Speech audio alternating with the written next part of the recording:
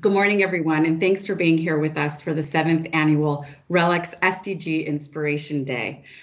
For those of you who may not know, RELX is the parent company to Amsterdam-based Elsevier and New York-based LexisNexis.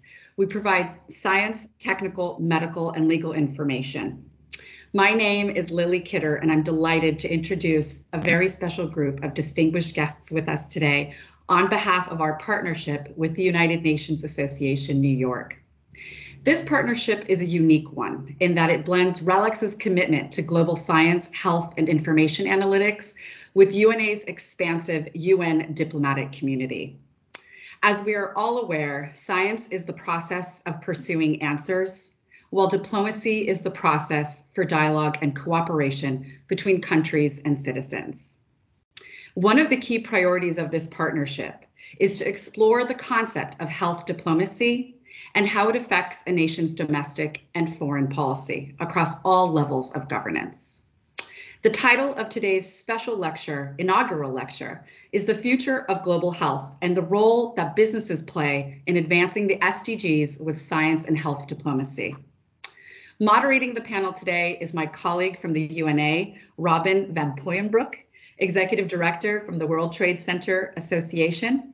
And before I turn it over to Robin, I'd like to give a special thanks to Executive Director Ms. Ann Nicol from the UN Association, who has worked tirelessly with me on many parts of this partnership. Thank you all for being here. And Robin, I turn it over to you. Well, thank you so much, Lily, for this warm introduction, and welcome everyone here to the Ban Ki-moon stage.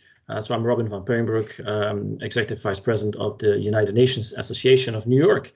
And at UNA, as Lily was referring to, we seek to strengthen the UN system. We seek to promote constructive US leadership at the UN. And our focus is therefore also on creating awareness and action in support of the Sustainable Development Goals. And now that we see this post-pandemic world emerging, clues of disruptions that this new world of digital globalization will bring are visible. Inflation is rising, public debt levels are stratospheric, supply chains are being disrupted, leading to price increases and shortages from basic food staple medication to semiconductors. Also, the global trade infrastructure is yearning for reform to make global trade more inclusive so it can work for everyone.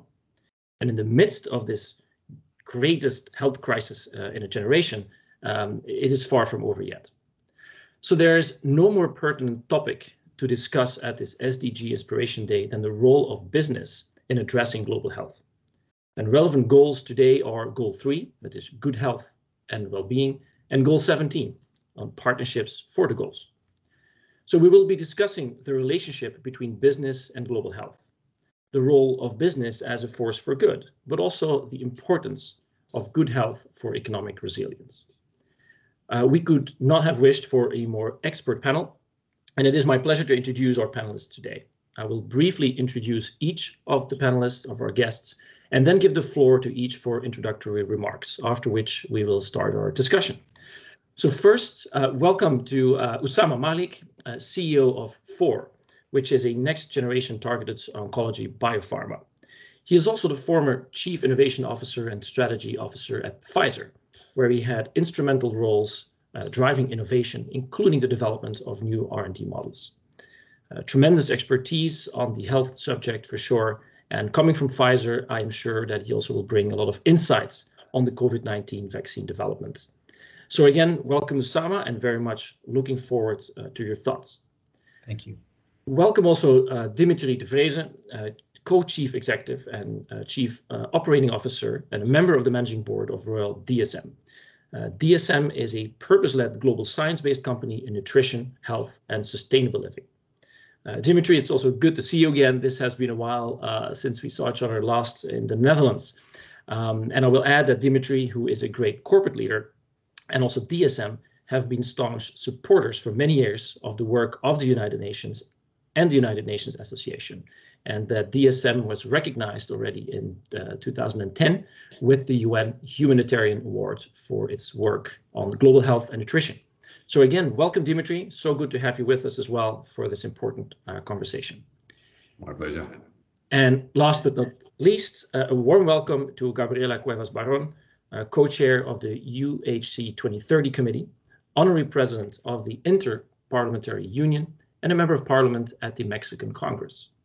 So UHC 2030, and UHC stands for Universal Health Coverage, provides a multi-stakeholder platform to promote collaborative working at global and country levels on health system strengthening. They advocate for increased political commitment to universal health coverage and facilitate accountability and knowledge sharing. So it's also important to mention that Gabriela is a member of the Lancet COVID-19 Commission. So needless to say that she is one of the most prominent health policymakers and advocates.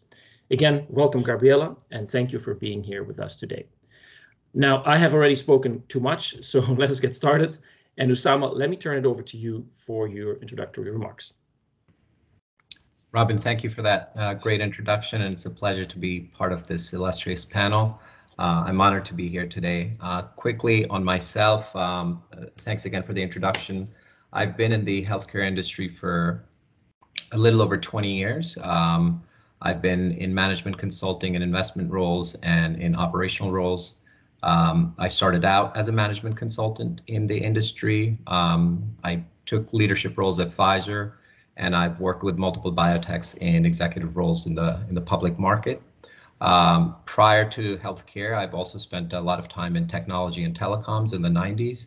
And so the digitization of the world was an important part of that period that I was contributing to as well. And it's been an enormous journey over the last 30 years, looking at the evolution of the world as digital and physical have started to come together, and its specific implications on healthcare as well. I think in relation to today's topic, it is a broad topic, it's a complex topic. I have a lot of thoughts. I'll try and synthesize some of the topics that hopefully we can discuss over the course of this conversation. You know, business has evolved significantly since the Industrial Revolution, how we organize, how we produce, and how we distribute innovation and products and services. You know, on the bright side, if you look at the long stretch of history over the last 150 years, we've seen an enormous amount of progress for everyone. There's always inequality, there's always injustice, but I think overall humankind has made progress, and that's stated in the numbers.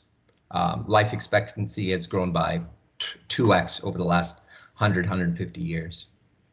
Global population has quadrupled over the last 150 years. GDP has gone up by 30 times, 3,000% over the last 100 years or so. These are all seminal points to think about, and this has happened due to the organization of governments. This has happened due to the organization of civil society, and this has happened due to the organization of businesses and their contribution to innovation. Those are all positive characteristics of societies growing. There's always a dark side or a cynical side to all of this. At the same time, I think the organization of business and this acute focus on Milton Friedman's capitalism and how we measure productivity and how we measure the role of business has changed significantly. Just to give you an example, in the 40s and 50s, specifically in the US, but I think globally as well, businesses were very local. They were part of their communities. They engaged with labor. They gave back to their local communities. You know, you could go to a local bank and open a bank account because the bank manager knew your mother and you had a reputation in the neighborhood. And so there was this very local physical interaction between businesses and communities. We're getting more and more detached from that. We now have, you know, starting in the 80s with these massive corporate raiders coming in and creating large global institutions, we have these multinational companies that are bigger than countries. You know, they produce more income than GDP of lower income countries combined. And they wield an enormous amount of power without the governance and oversight that's required of these kinds of institutions. Now, I think government has a role to play in terms of how these models for large multinational companies operate moving forward and how they contribute and give back to society, in addition to making profits for their shareholders. At the same time, there is self-policing as well. You can see a lot of companies now focused on what was previously known as corporate social responsibility, but this ethos of purpose and purpose-driven companies. And I'm sure Dimitri will talk a little bit about this as well. But this whole notion of purpose and companies moving away from just focus on profits and generation of income to doing something bigger and more meaningful for their communities, for society at large, and taking some of that income and profit and reinvesting it to continue the innovation and the progress that's required equally across human societies. You take the role of foundations that large companies have. For example, my ex-employer Pfizer has a very large foundation that invests in a lot of civil society initiatives, local initiatives, distribution of vaccinations, distribution of medicines in lower and poor income societies. There is always an ethos for purpose and to give back. I think the balance has skewed over the last 30 or 40 years with an acute focus on hyper-capitalism, laissez-faire capitalism, and an acute focus on income. But I think that balance is starting to shift back. If you look at people like the CEO of BlackRock, Larry Fink, he talks about purpose-driven companies all the time now. He's acutely attuned to income inequality and the types of aberrations that can create in society moving forward.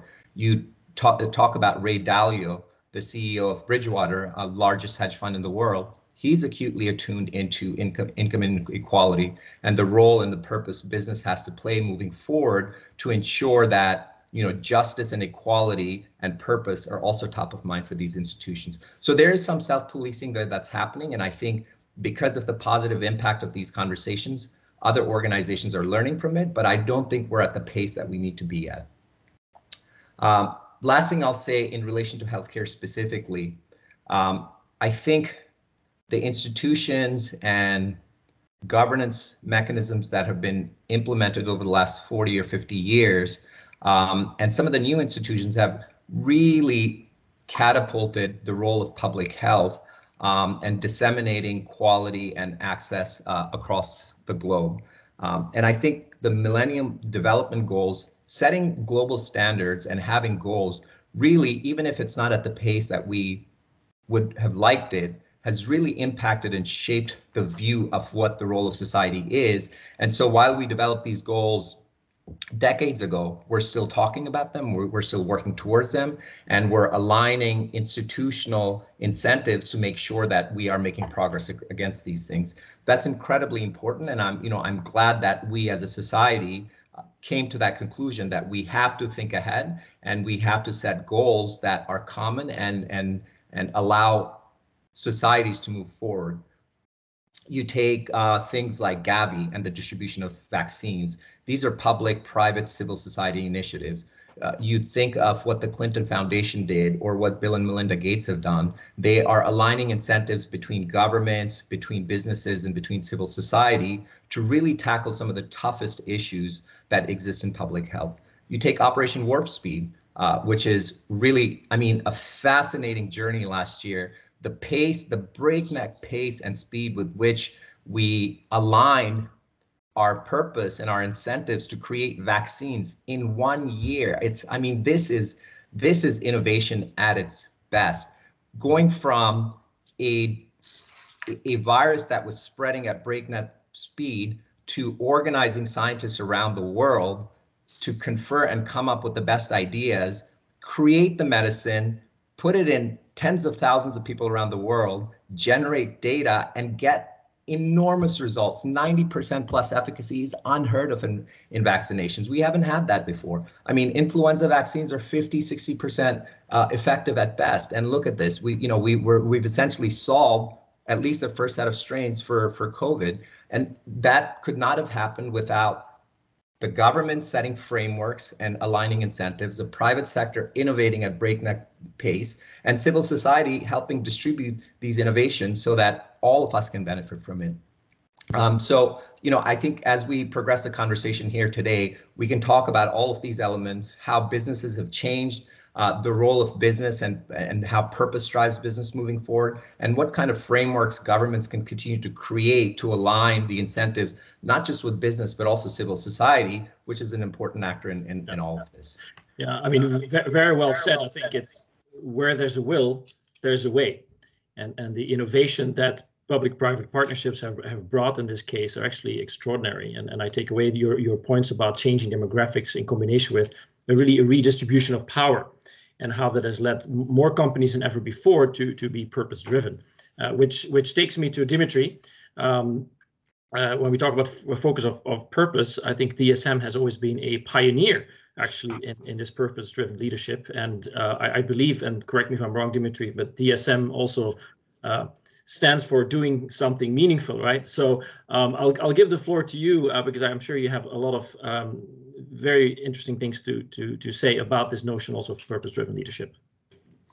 Yeah, thanks, Robin, and thanks for that introduction. And indeed, the interesting is that DSM, when we started 120 years ago, it was standing for Dutch State Minds. So could you imagine talking about transformation going forward? And you were saying if you put your minds to it, it can happen. The doing something meaningful DSM part was introduced by our younger DSM generation.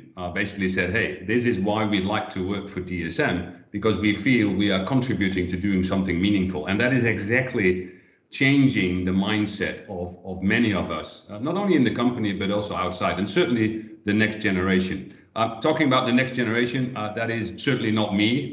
Let me talk a little bit about myself. I'm a fossil at DSM, more than 30 years with DSM. I started with DSM just to do a bit of a traineeship and then move forward to other interesting companies. But here you go. I stayed with DSM more than 30 years. And you see where it could end up. I'm co-CEO of DSM since 1.5 to 2 years, together with my co-CEO, Geraldine Matchett. So very interesting to see that journey within DSM, and it continues. Like you said, we were one of the first companies who put very prominently out there that we are a purpose-led, performance-driven company. And we were being asked about, why will you do that? I mean, you're on earth to make money for your shareholders. And we said, no. We basically have a broader responsibility. And we do see that at DSM. And coming to your point, how does business play a role? We think that businesses have to play a huge role. And I think Usama all said it well. Some of the companies are bigger than GDP of some of the countries. So I think the private business environment has to create an environment where they take responsibility for what they did. And I think COVID has been a perfect test to see if the combination of public-private partnership works. But that's under an emergency and a stress situation. And my call for action is that we keep that momentum to address other issues in the world. Because after COVID, we have other issues to combat, like climate change, like hunger. I mean, you mentioned it, I think SDG number 2 is zero hunger. It's still out there. We need to solve it. There's no reason that we cannot solve it if we work together. It is ridiculous that we have as many people malnourished as people being obese. We can solve these issues if we bring things together. And I'm fully echoing what Usama was saying. Governments need to set the pace, the boundaries, the laws, the requirements, and the businesses need to do their best within these restrictions to take everything it got to solve these problems and do that in nice cooperation. And I think that is what DSM stands for. It's one of the reasons why the younger generation said, hey, we work for DSM to do something meaningful.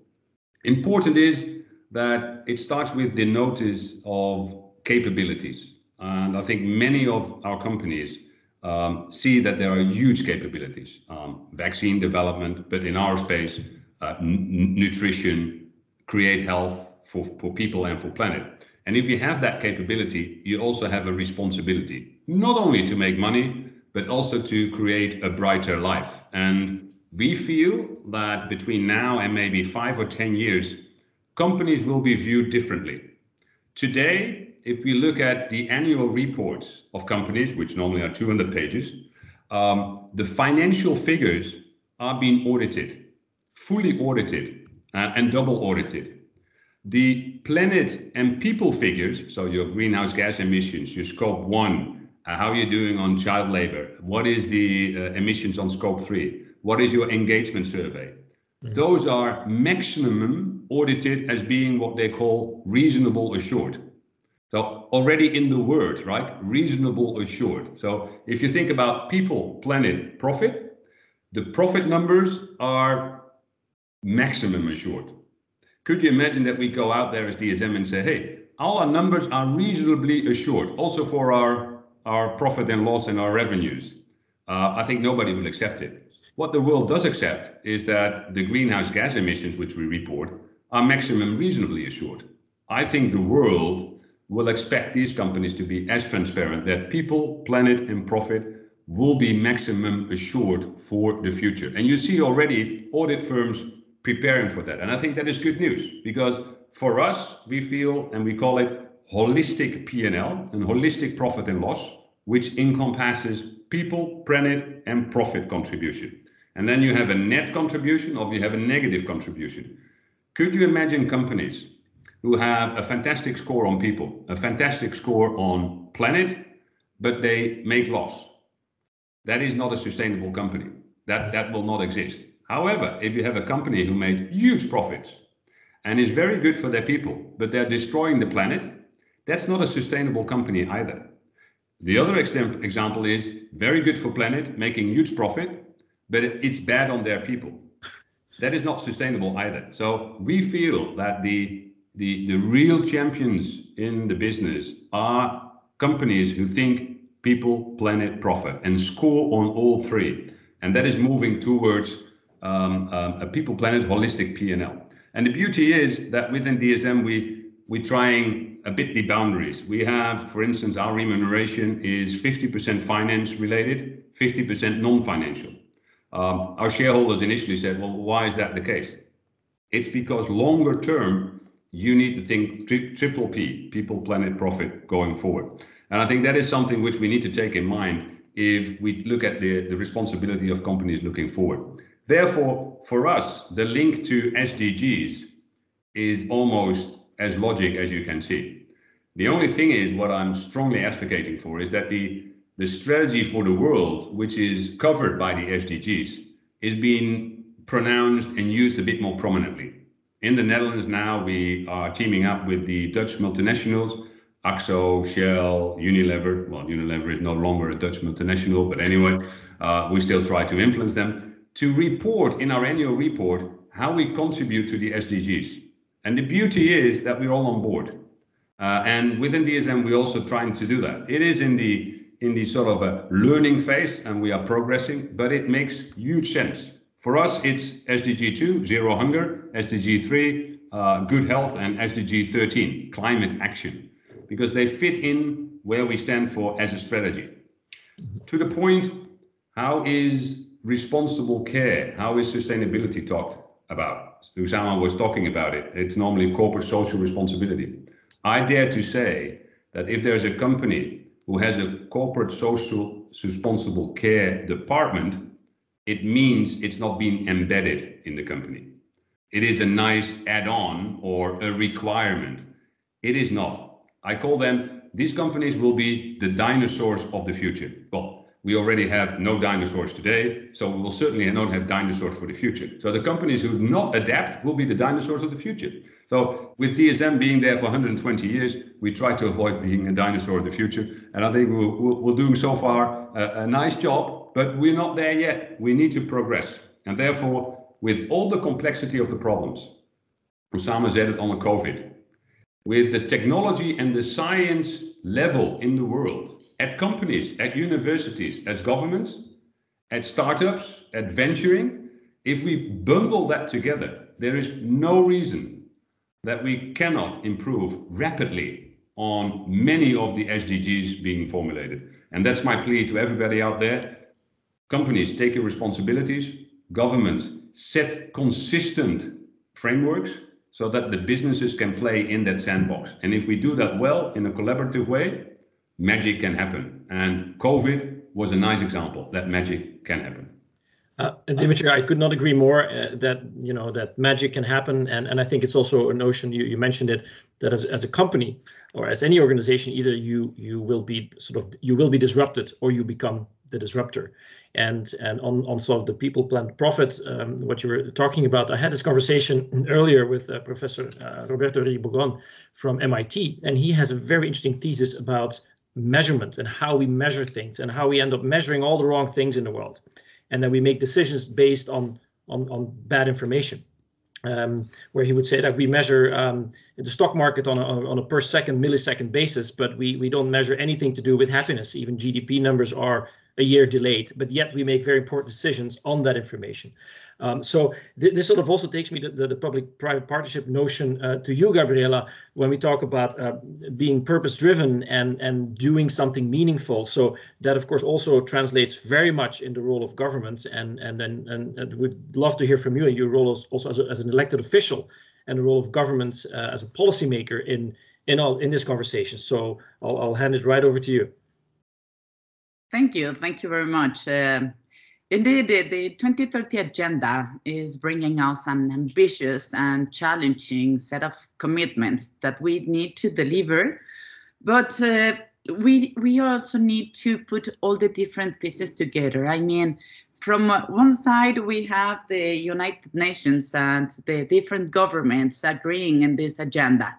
But on the other hand, we need a lot of different constituencies, a lot of different stakeholders to translate these global commitments into national proposals at least, but I think that it has to go even to the local solutions, to the community level.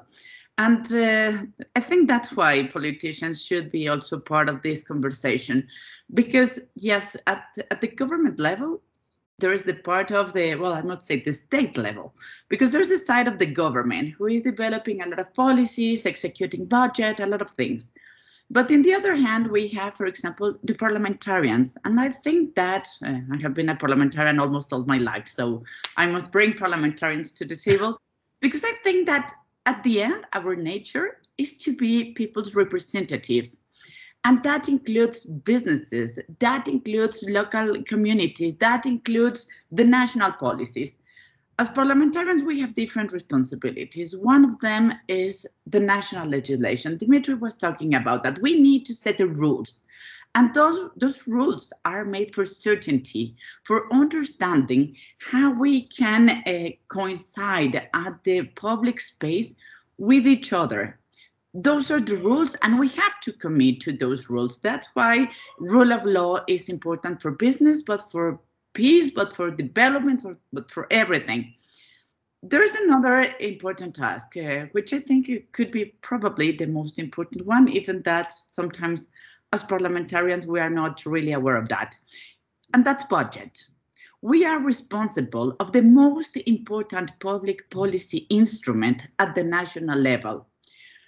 When the government is usually proposing the first draft for the budget to Parliament, that reflects the government's priorities. But that instrument, the budget, goes to the Parliament because it has to be a plural and inclusive decision. And that means to have the different parts of the territory, but also the different political expressions, gender, age, ethnic groups, etc. So if something is not reflected in budget, that's really not a priority. That's political narrative. Then we have accountability, which I believe is also a very important mandate. We need to understand that it is not a trade-off between collaboration or fighting against the government. Yes, we can be an amazing opposition, or we can be the best supporters of the government. But accountability is about transparency. It's about delivering results and having accurate information. And of course, there are a lot of different things that parliamentarians must be doing, but we need to understand that nature of a representative body. And that includes bringing businesses to the table. We cannot continue with the same model that politicians are in one side of the table and the private sector is a different one. What I really like about the UHC 2030's structure is that we are bringing different stakeholders to the table. We have the governments, we have the businesses, we have civil society, and we are creating that dialogue. And that dialogue has to be reflected at the national level. Again, it is not about private or public side. It's about bringing and building a different way of partnerships. The other part that I would like to address is how this influence health and concretely SDG 3. Well, yes, we are in the, someone saying that we are just getting out of the pandemic. I'm not sure, perhaps because I'm from Latin America and we are receiving like everything later. But we are in the pandemic and we are struggling with that. And we need to learn the lessons from it. We have a health crisis, an economic crisis, a climate crisis, and I would say also a gender crisis, because gender-based violence is growing everywhere. So we have a lot of different issues that we need to attend. And if we go to the numbers, we are not improving. We are going backwards because the pandemic moved us backwards. So we need to make an extra effort. We need to bring all the different stakeholders to the table and understand that first, there's no economic recovery if there's no health. We need healthy societies. We need also to understand that a lot of, a majority of those people that died with this pandemic, it's because they didn't have proper access to health, to good hospitals, or to access to medicines, or even to community level healthcare. So that has been really unfair, because what is deciding between life or death, it's mostly money or family income. And that cannot continue. We need to change that reality. So that's why we are also advocating for universal health coverage. Not from now, we have been doing that for a long time. It's part of SDGs, it's SDG 3, but we need to understand that healthy societies are the only ones that are going to be able to have an economic recovery and to have, for example, real changes on the energy policies. So in general, I think that my time is almost over. I do believe in partnerships. I have been a politician all my life, but I understand that you cannot make an economic change with a political or parliamentary decree. We need to work together for implementation processes. We need to work together to translate international commitments into national and local realities. So thank you very much for the invitation and having this, I think, very interesting dialogue. Yeah, well, thank you, Gabriela. And I have to say, you start off talking about budget. And I think the key is really in budget, because budget is all about making choices, right? And then allocating resources accordingly, and that is a matter for private companies as much as for the government. But of course, what the government has, what you have as a representative of people, is that convening power.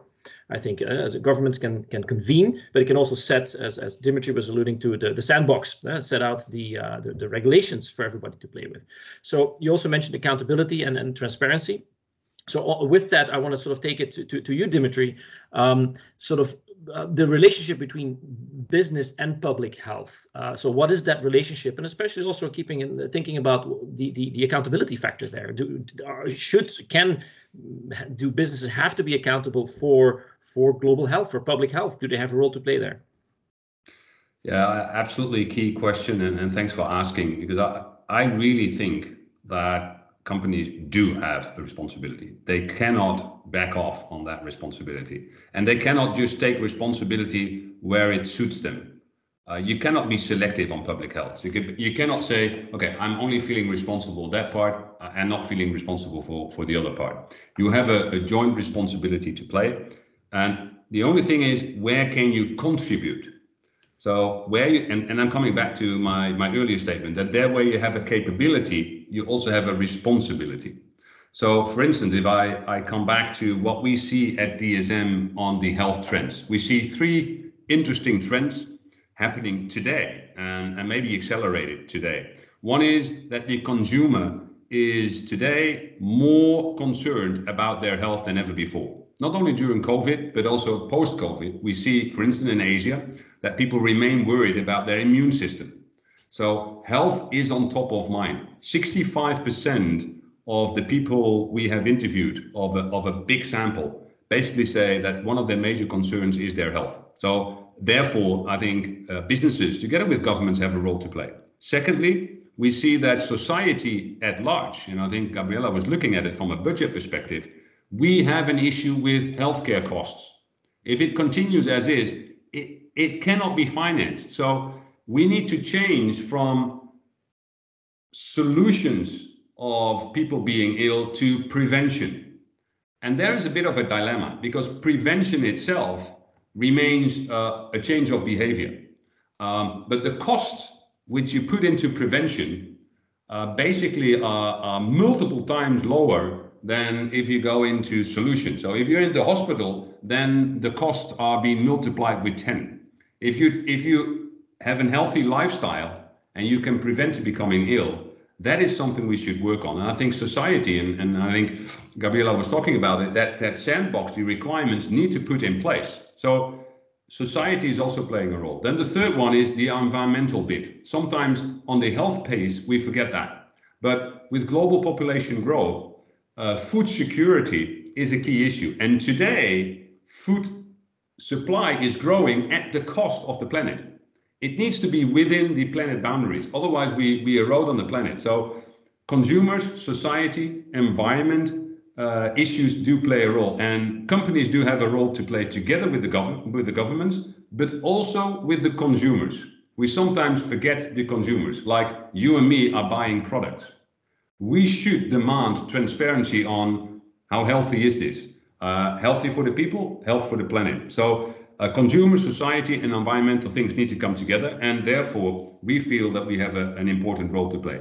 Consumers for immunity, society for healthcare costs, and environment because of, we call that sustainable farming, health for people and health for planet. Let me give you a small example where it's important, where we all play our role.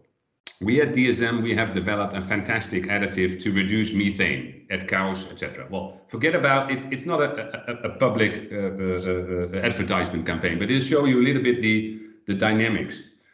If you add that to the premix of feed for cows, you reduce the methane emission at the cows with 30%. That's a huge breakthrough, scientifically backed up, right?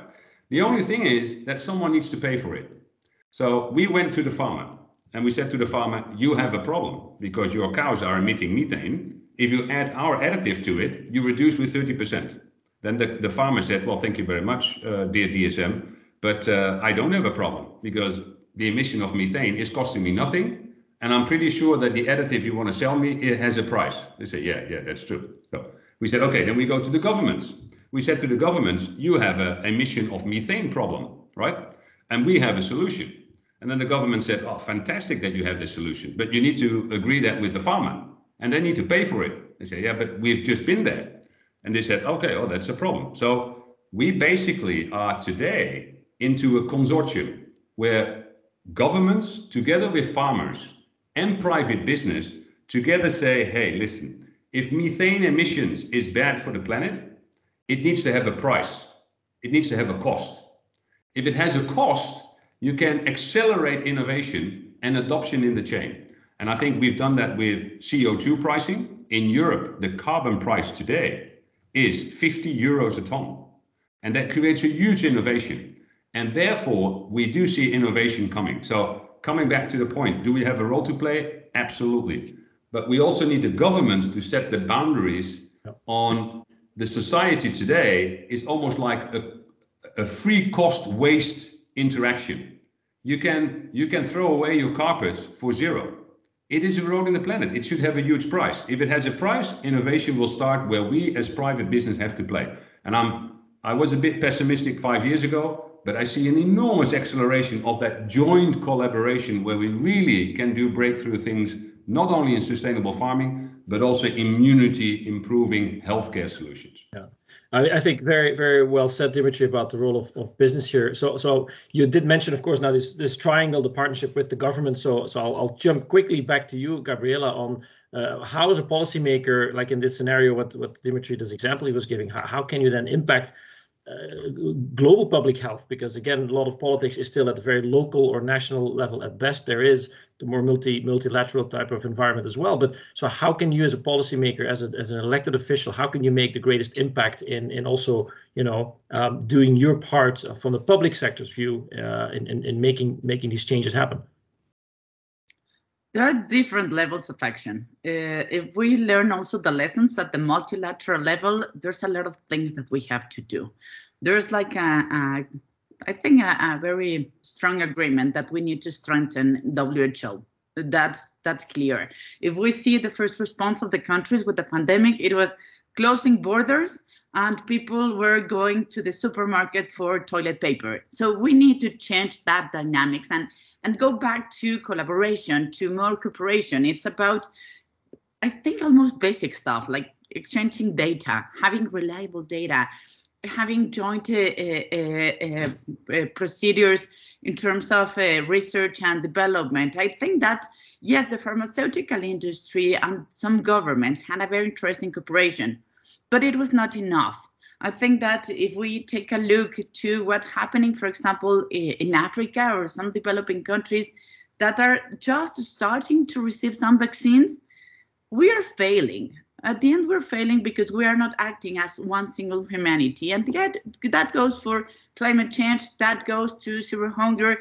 It's about cooperation. It's about understanding that there's interdependence that we need to address and to acknowledge.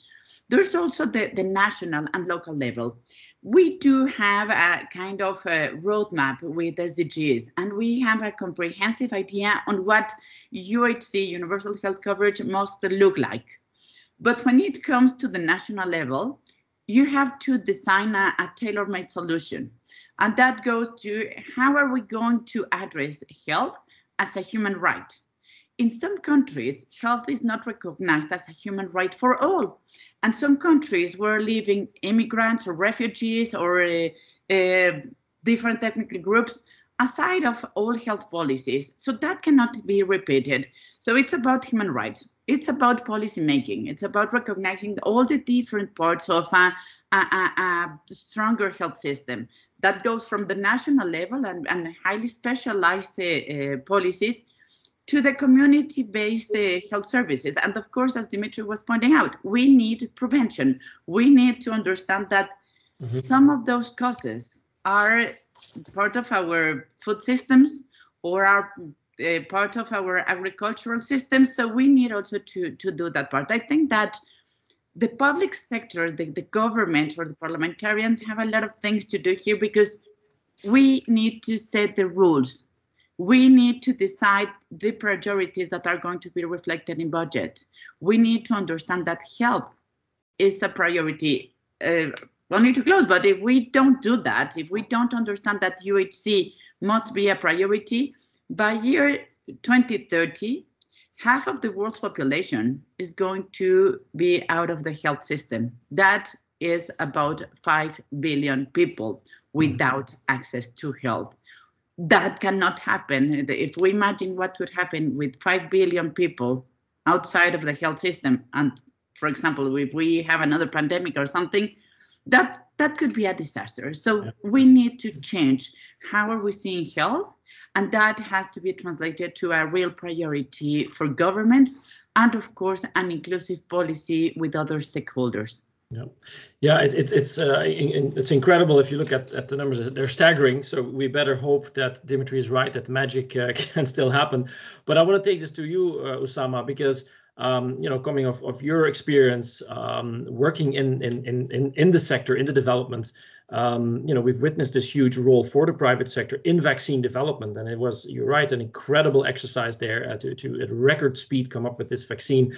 Can you share some thoughts there on sort of how that all came about, and also to what Gabriela was talking about, prevention here. So what can be done from your perspective in preventing a similar crisis like this and preventing a larger global health crisis, as Gabriela was referring to in general, that so many people would actually be outside of the healthcare system? Yeah. So let me structure this in a few ways. I think if we take the example, and Dimitri set this up perfectly, it was under duress last year that we made such breakthrough change, and ultimately the incentives were aligned. If you take capitalism at its barest form, it is ultimately about incentives and constraints. And I think while there's a lot of optimism in this conversation about the partnership between the public sector and the private sector, it is a loose partnership. And I think these bonds need to be strengthened further, and there needs to be more accountability between the public sector and the private sector. If governments can create stronger frameworks and clearer outcomes that they want to achieve, and thereby incentivize the private sector to try and solve those problems, private sector always does step up to the plate then. What happened last year was under duress, and we knew that the economies were collapsing, people were dying, and something needed to be done. Governments came together either individually or as collectives, and they started to put frameworks together in terms of incentivizing from an economic perspective, from a distribution perspective, from a speed perspective, and then the companies were then held accountable within that framework to deliver. So whether we're talking about climate change, whether we're talking about health access, whether we're talking about the dignity of labor, whatever issues and topics that we deem important for the productivity of societies, we have to start getting more clear and accountable at a public policy level, and then enable the private sector to play that role. I think in relation to looking to the forward and future potential health catastrophes, I think Gabriela, to a large extent, covered this. I think collaboration, information sharing, and lowering the boundaries for institutions to be able to exchange and stay ahead of these things is incredibly important. In our last administration here in the US, we actually took an entire institutional infrastructure that was focused on looking at epidemics and pandemics, right?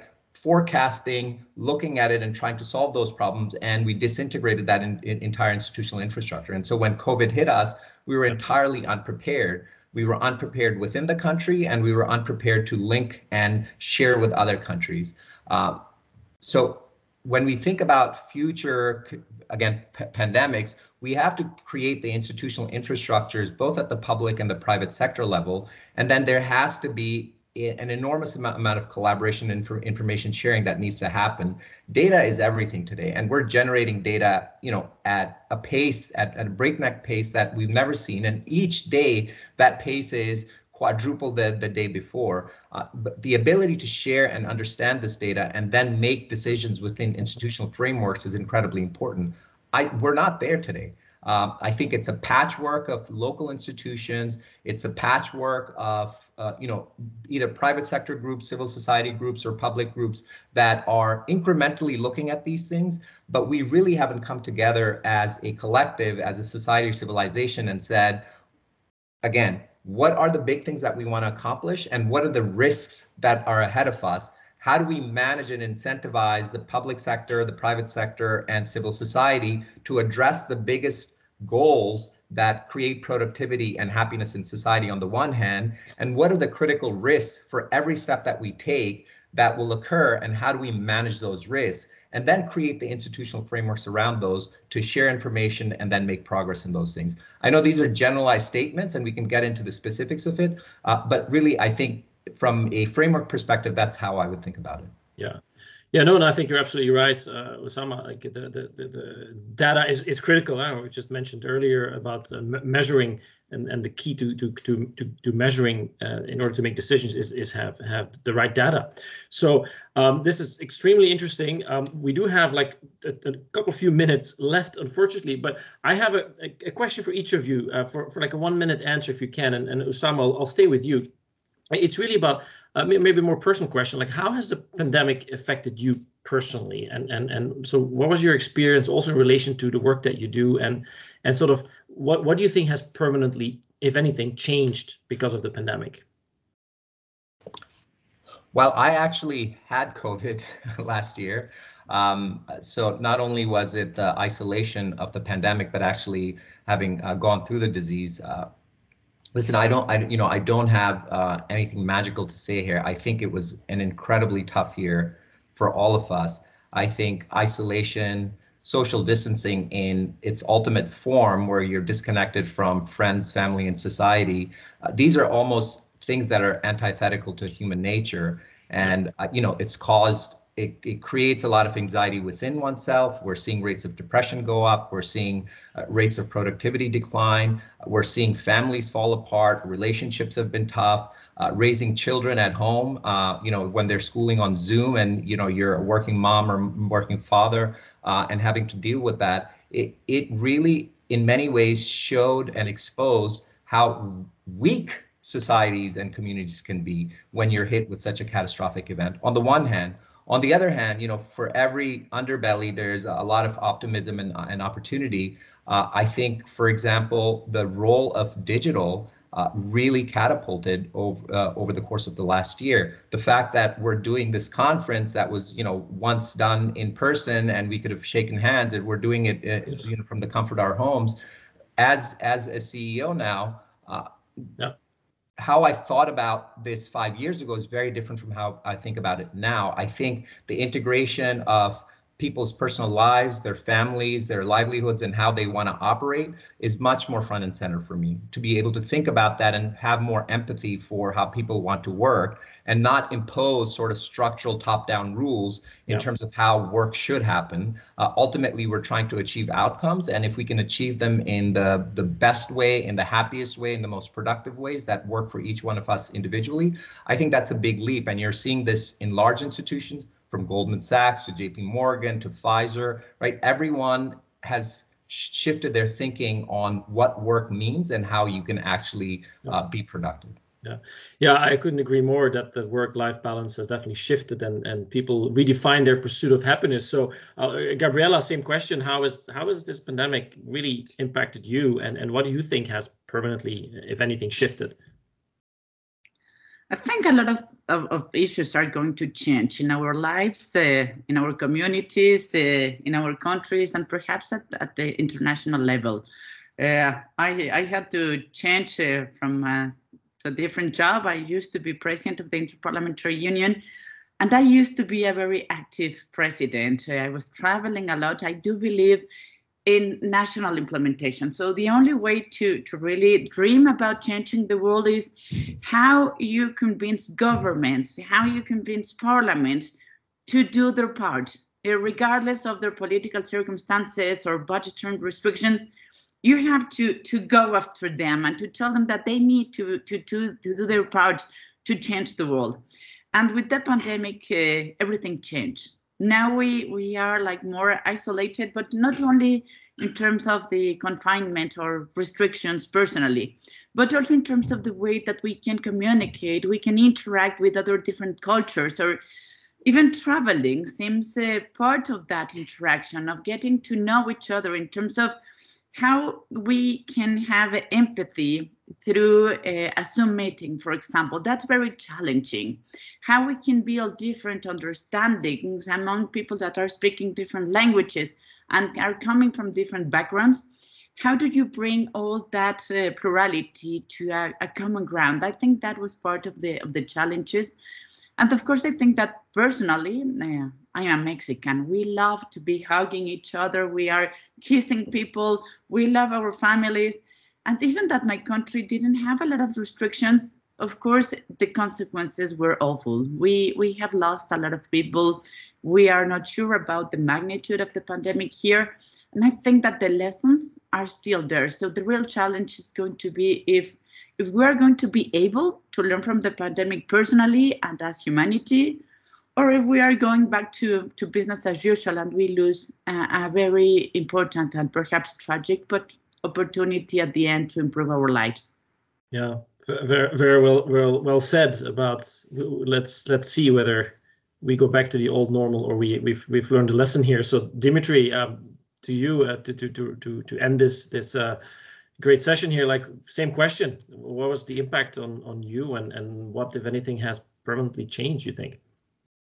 Yeah, I have to be honest, for me, it was a difficult time because I mean, Gabriela is Mexican. Although I'm Dutch, I've lived for a long, long time in Italy.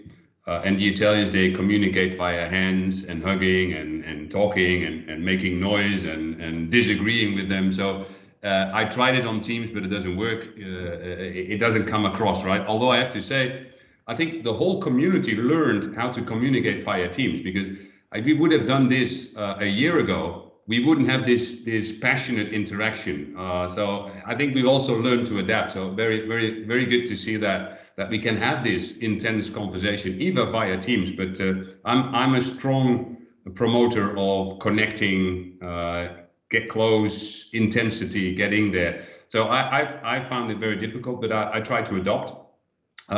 In all fairness, to the other extreme, as being CEO, I sometimes did weird things by having a New York breakfast meeting. So flying from Amsterdam to New York, having a breakfast meeting and then flying back, right?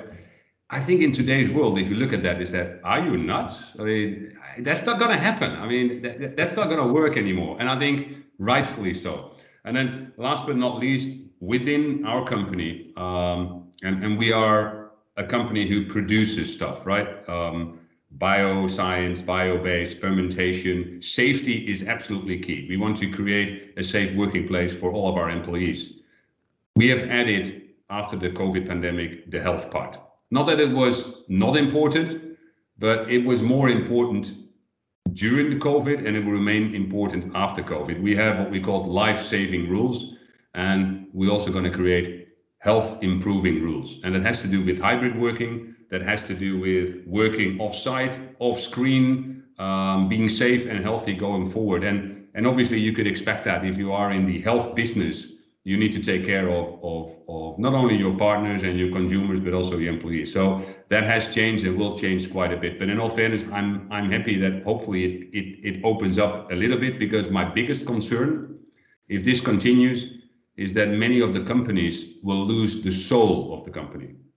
Because the soul of the company is built via human interaction, partly via Teams, but predominantly also because they meet, they interact. And I'm worried that if it takes longer than this 1 to 1.5 years, that the soul of the company will be eroded. But hey, I'm optimistic. So I basically think that we can create some magic, and that we can build on the soul of the company and base soul of partnerships in the private-public space as well. And with that, Robin, that is basically what I take home from the COVID pandemic. Yeah, well, I mean, I think we're all 4 of us here eternal optimists, and that's a good thing. So sadly, our time is up. Thank you so much, Osama, Dimitri, Gabriela, for sharing so generously here. I think there's a lot of work ahead of us, but I think it's very important for people in the audience and in the world to hear and see and understand that the expertise and dedication that you all bring to the table in addressing these issues of global health. And I want to recognize the role of partnerships between business and government, and also your commitment in making the world a better and healthier place for everyone. So we said the word magic, so let's make more magic happen to deliver universal health coverage and true accountability for all actors. So thank you again, and I look forward to continuing this conversation and to meet in person as soon as we have a chance to. Thanks so much. Absolutely. Honor and pleasure. Thank you, Robin.